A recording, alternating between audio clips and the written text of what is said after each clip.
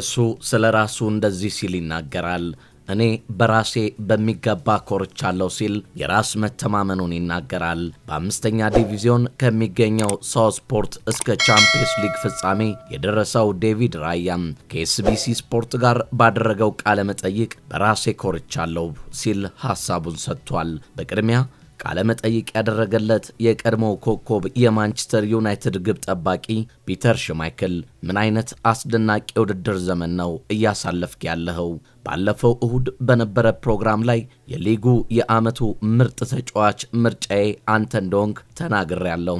ይሁንና ይሄን ደግሞ ላንተም ነግሬሃለሁ። የውድድር ዘመኑን ሙሉ አስገራሚ ብቃትን አሳይተሃል። ቡድንህን ለበርካታ ጊዜያት ታድገሃል።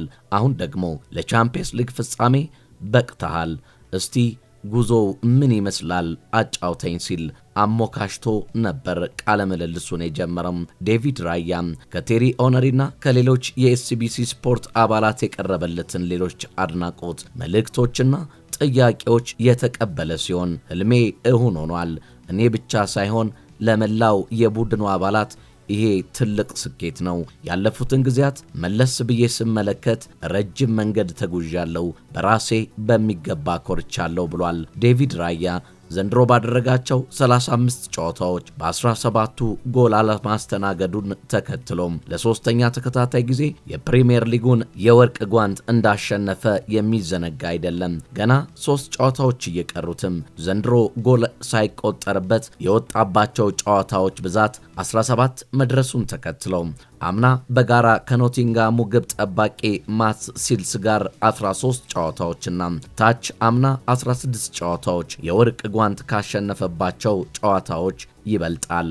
መጪው ወቅት ተጠባቂው የዓለም ዋንጫ የሚደረግበትም ነውና ከጋዜጠኞች የስፔን ቋሚ ግብ ጠባቂ የምትሆን ይመስልሃል ወይ ተብሎ ለቀረበለት ጥያቄ እኔ ስራዬን መስራቴን እቀጥላለሁ፣ ውሳኔው ያሰልጣኙ ነው፣ አገሬን መወከል በመቻሌ ደስተኛ ነኝ ሲል ዴቪድ ራያ ሐሳቡን ሰጥቷል። ዴቪድ ራያ መድፈኞቹን ሲቀላቀል ከየት ነው ይሄ ደግሞ የመጣው የሚሉ ባለው ችሎታውና እምብዛም ዕውቅና የሌለው ተጫዋች እንዴት የዓለም ምርጡን ክለብና የእንግሊዙን ምርጥ ክለብ ሊወክል መጣ ያሉ በጥርጣሬ መነጽር የተመለከቱት በርካቶች ናቸው።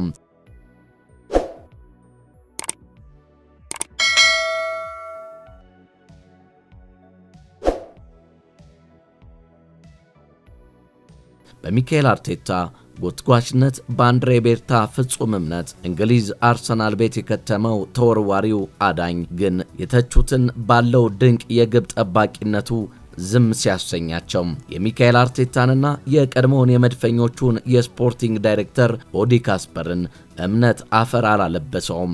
ይልቁንስ አርሰናል ዳግም የቀድሞ አቋሙ ላይ አለፍ ሲልም ለታላላቅ ክብር ማንም ባልገመተው ሁኔታ መድረሱም የዴቪድ ራያ ሚና የላቀ ነበረ። ስፔናዊ ኮከብ ያለ እረፍት የሚሰራ የአለቆቹን ምክር በጥንቃቄ የሚተገብር ከቡድን አጋሮቹ ጋር ለአንድ ህልምና ማሊያ የሚዋደቅ ነው። አሁን ላይ የዓለም የቀድሞ ኮከብ ግብ አግቢዎች አሁን ላይ ካሉ የዓለም ክለቦች ግብ ጠባቂዎች መካከል ከ1 እስከ 3 አስቀምጡት ቢባሉ ሁሉም በአንድ ድምፅ አንደኛ ዴቪድ ራያ እንደሚሉ ጥርጥር ያለው ጉዳይ አይሆንም። ምክንያቱም ከተጫዋቾች የሚመቱበትን ኳስ አስገራሚ በሆነ መንገድ በመስፈንጠር የሚያድንበት ችሎታው በማንኛውም የግብ አቅጣጫ ኳስ ወደሱ ቢላክበት በቅጽበት በእጁ የሚጠቀልልበት መንገድ ከኮርና የሚሻሙ ኳሶችን አንዳንዱን ካልሆነ በቀር የሚቀለብስበት መንገዱ አሁን እግር ኳስ የሚፈልገውን የግብ ጠባቂዎች የእግር ኳስ ጨዋታ ክህሎትን በላቀና በጥራት የሚተገብር አስደናቂ ኮከብ በረኛ ነው። ዴቪድ ራያ ከማጋሌሽ ከሳሊባ በኋላ አርሰናል ላይ ግብ እናስቆጥር ብለው ለሚመጡ የተቃራኒ ቡድኖች ተጫዋቾች ከጨዋታ ጨዋታ ራስ ምታት መሆኑ ከሱ በተቃራኒ የሚጫወቱ ተጫዋቾች ይመሰክሩለታል። ዴቪድ ራያ የቡድን አጋሮቹ በሜዳ ላይ በሚዘናጉበት ወቅት በጨዋታ ውስጥ ክፍተት በመዘናጋት ሲፈጥሩ በማንቃትና በመምራት የመሪነት ሚናም የተካነ ነው የሚሉት ሲበራከቱም እንዲህ በቀላሉ ዴቪድ ራያ ላይ ጎል የማይቆጠርበት ነው ሲሉም በርካቶች ይመሰክሩለታል። ዴቪድ ራያ ተሰልፎ በተጫወተበት ጨዋታዎች ላይ 90 ደቂቃውን በንቃት የሚጠብቅ ንቁ ሲሆን በረጃጅሙ የሚጣሉ ኳሶችን ቀድሞ በመውጣት የሚያከሽፍ በመሆኑ አድናቆትም ሲቸረው የቆየ በሚካኤል አርቴታና በመድፉ የአሰልጣኞች ስብስብ ታምኖበት የመድፉን ግብ በቋሚነት የሚጠብቅ ድንቅ ግብ ጠባቂ ሲሆን ነገር ግን አንዳንድ ጊዜ ከልክ ባለፈ የራስ መተማመኑ አንዳንድ አላስፈላጊ ስህተቶችን ሲሳሳት እንመለከተዋለን። ሆኖም ግን አሁን ዴቪድ ራያ በእንግሊዝ ፕሪሚየር ሊግ ለተከታታይ 3 ጊዜ ውዱን የወርቅ ጓንት በእጁ ያጠለቀ ስፔናዊ ባለታሪክ የመድፈኞቹ ኮከብ ሆኗል። አሁን የፕሪሚየር ሊጉን ዋንጫና የቻምፒየንስ ሊጉንም ዋንጫ ካሳካ በቻምፒየንስ ሊጉም ከ20 ዓመት በኋላ በሚደረገው የዋንጫ ጨዋታ ላይ አሸናፊ ሆነው ካጠናቀቁም ዴቪድ ራያ ከአስደናቂው ከ20 ዓመት በኋላ መድፈኞቹ የቻምፒየንስ ሊግ ዋንጫን ሲያነሱም ከተጫወቱ ተጫዋቾች መካከል ቀዳሚው ስሙ የሚጠቀስ ባለታሪክ ተጫዋች ያደርገዋል። ከዛ ባለፈ የቻምፒየንስ ሊጉ ምርጡ ግብ ጠባቂም እንደሚሆን እየተነገረ ይገኛል።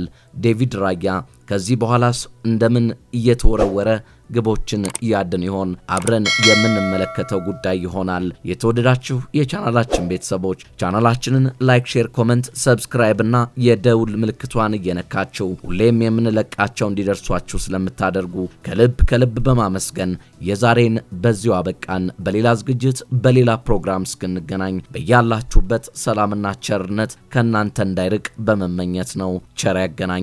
የዛሬን የምናበቃው